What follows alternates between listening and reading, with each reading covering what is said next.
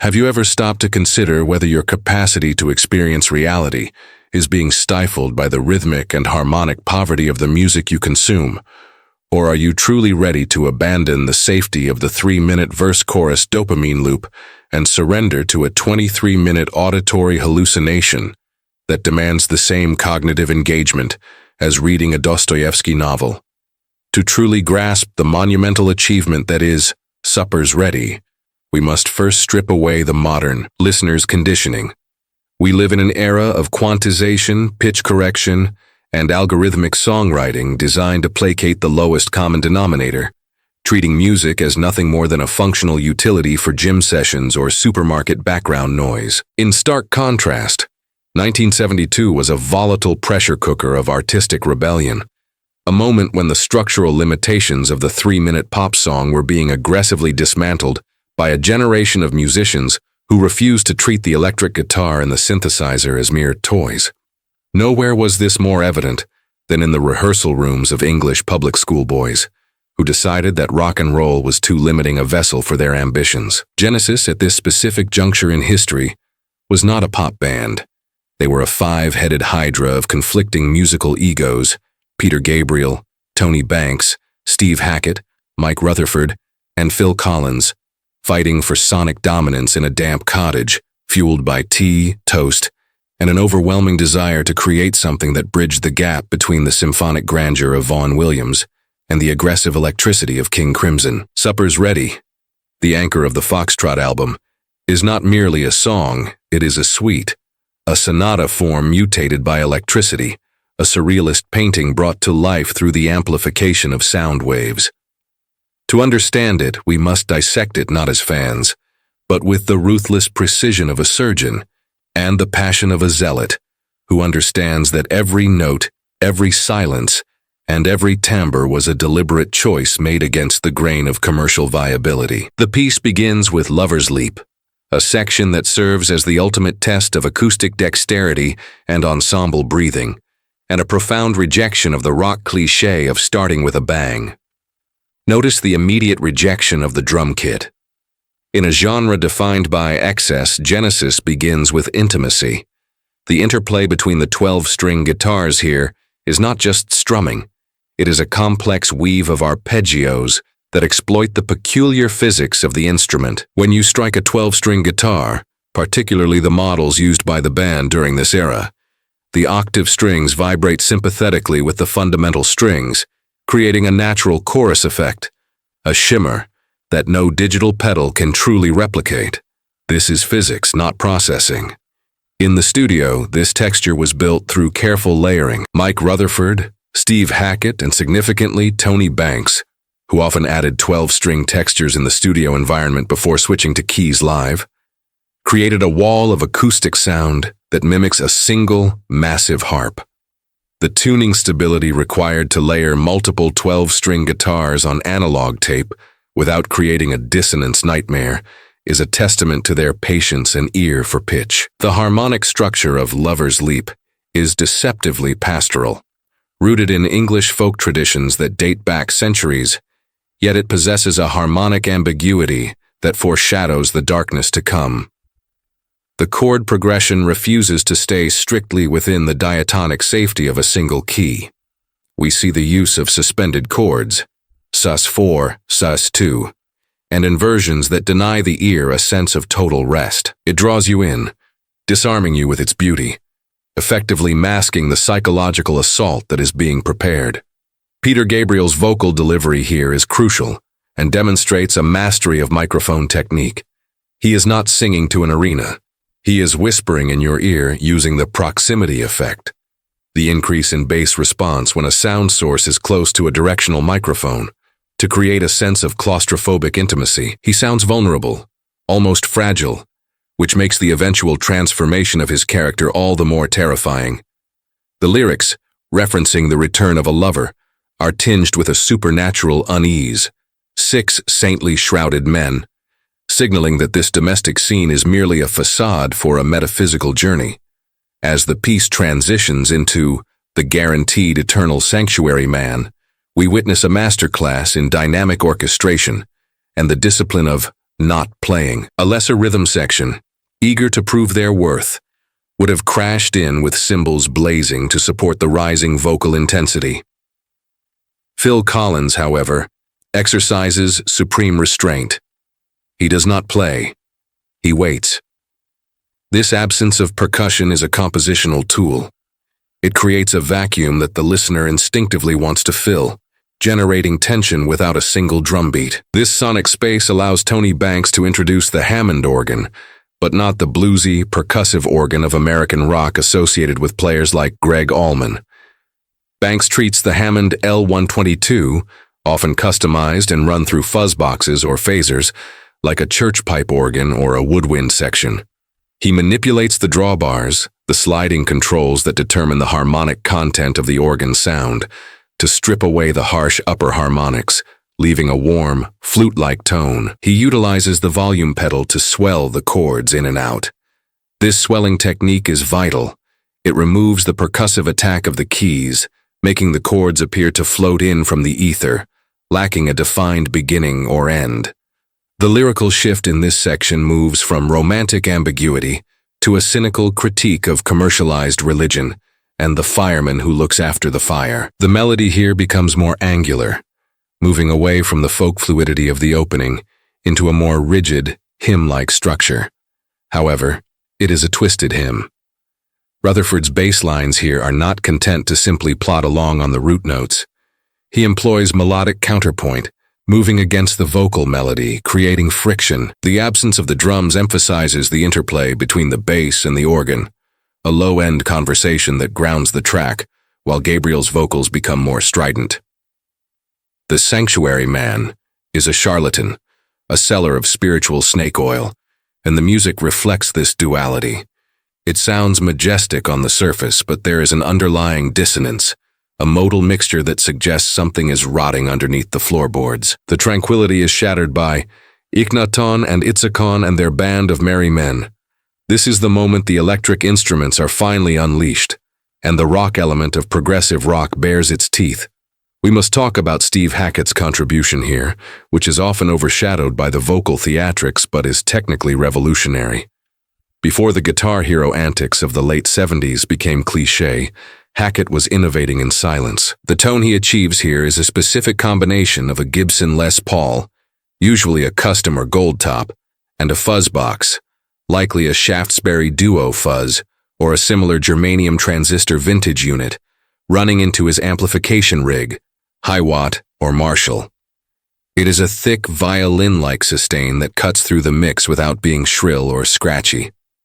But the real innovation is in the technique. During the frantic instrumental breaks of this section, Hackett utilizes the tapping technique he had pioneered and utilized on earlier tracks like The Return of the Giant Hogweed. He is tapping notes on the fretboard with his picking hand to achieve fluid, legato arpeggios that a plectrum simply could not articulate with such smoothness. He uses it not for visual flash, but to create a texture that mimics a fast-moving synthesizer or a chaotic horn section. It creates a flurry of notes that sounds almost mechanical, fitting the battle theme. The rhythm here shifts into a militaristic drive.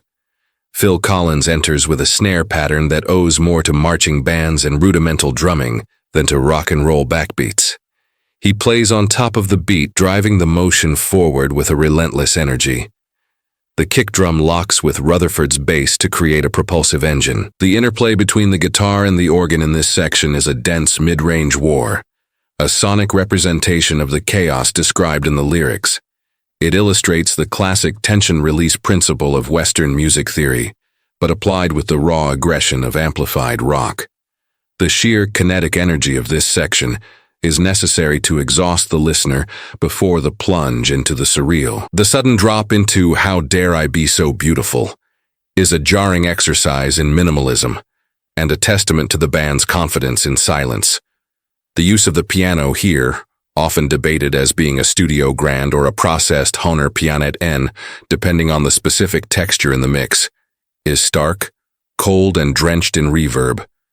The chords are spaced out, allowing the decay of the notes to ring into absolute silence before the next chord strikes. This negative space is terrifying to an amateur musician who feels the need to fill every second with sound. Genesis embraces the void. The Narcissus mythology is woven into the lyrics, but the musical story is one of isolation and vanity. The dampening of the higher frequencies creates a underwater sonic characteristic. The studio trickery at the end of this section, the slow fading out of the track, is a brilliant psychoacoustic device. It simulates the drowning of the protagonist, lulling the listener into a trance state. You are lowered into a false sense of security. Your heart rate slows, your guard drops. This is a trap. Willow Farm explodes with the logic of a nightmare. This section is the moment the band abandons the sublime for the grotesque. The key change is abrupt and fundamentally wrong to the Western ear, accustomed to smooth modulations using pivot chords. It jars the senses, like waking up from a dream into a hallucination. Musically, this is vaudeville from hell. The vocal delivery shifts from melodic singing to theatrical character voices, utilizing distinct timbres to portray different creatures. The Winston Churchill-dressed figure, the fox, the flower. The instrumentation becomes percussive and staccato. The flower section, with its descending chromatic lines, sounds like a nursery rhyme corrupted by decay. We must acknowledge the use of the Mellotron here. The Mellotron is a temperamental beast, an electromechanical keyboard that triggers tape loops of real instruments recorded at Abbey Road or similar studios.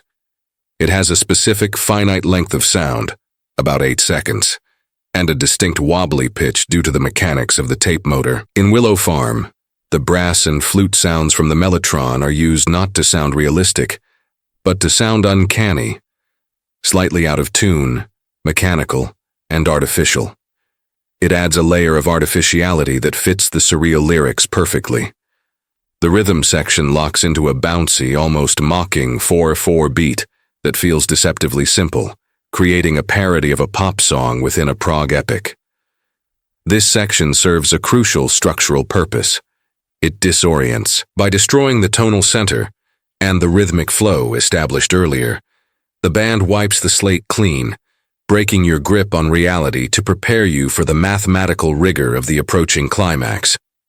It operates on the principle of the grotesque, a concept in art where the distortion of forms reveals a deeper truth about the chaos of existence.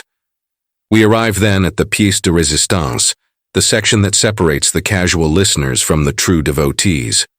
Apocalypse in 9/8. If you claim to understand musicianship, but do not feel a visceral physical reaction to this section, you are not listening. You are merely hearing. This is an instrumental tour de force that stands as one of the finest ensemble performances in recorded history. The time signature is, as the title implies, 9/8.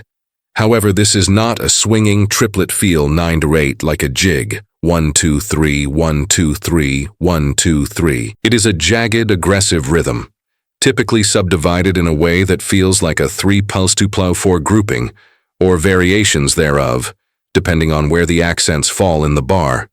It creates a loping, uneven gait, like a giant staggering across a landscape. It is unsettling because it refuses to let the listener walk in a straight line. The brilliance lies in the polyrhythmic layering. Phil Collins and Mike Rutherford established this relentless 9/8 ostinato. It is a fortress of rhythm. Rutherford's use of bass pedals here is iconic. While many associate him with the Moog Taurus later in his career, in 1972 he was likely utilizing Dutron Mr. Bassman pedals or a similar analog pedal synthesizer setup to generate that subsonic foundation.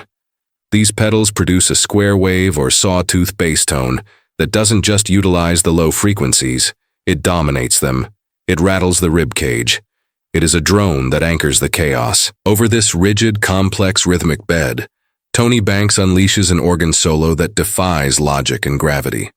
While the rhythm section is locked in the 9/8 meter, Banks plays melodic lines that imply 4/4, 7/4, and other meters, phasing in and out of sync with the drums. It creates a sensation of vertigo. The listener tries to latch onto the melody, but the ground beneath shifts constantly, because the downbeat of the organ phrase rarely lines up with the one of the drum groove until the end of a long cycle. This is the musical embodiment of the apocalypse, chaos and order battling for supremacy. The tonal choices are modal, shifting between minor and diminished scales to evoke dread and grandeur. The Hammond organ is pushed to its limits here, screaming through a Leslie speaker spinning at high speed, creating a Doppler effect that adds a swirling, nauseating, in the best way, texture. And let us not overlook the vocal entrance. When Gabriel re-enters, he is not merely singing, he is screaming from the precipice of existence. The line, 66666 is no longer alone, is delivered with a rasping intensity that cuts through the dense instrumentation like a serrated blade. It is a moment of pure theatrical catharsis. The vocal melody here fights against the rhythm, creating a tension that is almost unbearable. The music swells, the volume increases, the density of the sound becomes a physical weight. The tension built over the last 20 minutes culminates here, not in a chaotic explosion, but in a terrifyingly controlled burn.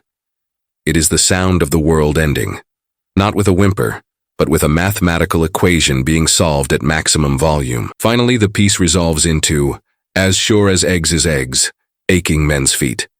This is the recapitulation, a standard device in classical sonata form where the opening themes are revisited but transformed.